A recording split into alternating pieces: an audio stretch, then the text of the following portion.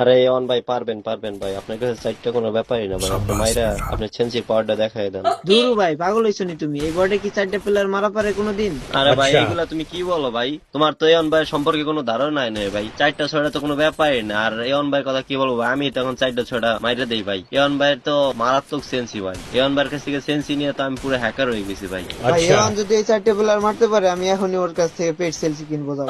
এ ভাই বটে জীবনেও পারবে না ভাই। আরে ভাই তুমি কথা না বলে শুধু এয়ন ভাইয়ের খেলা দেখো ভাই। ও ভাই, এটা কি হেড লাগাইলেন ভাই? এয়ন ভাইয়ের কাছে 4টা 6টা তো কোনো ব্যাপারই না ভাই, ও ভাই, শুধু লাগা দেখো মেরে কেমনে যা। মারে। আর তুমি যদি এয়ন ভাইয়ের কাছ থেকে সেন্সি নিতে চাও, তাহলে এয়ন ভাই টিকটকের বায়োতে হোয়াটসঅ্যাপ নাম্বার দেওয়া আছে, ওখান থেকে এসএমএস করো।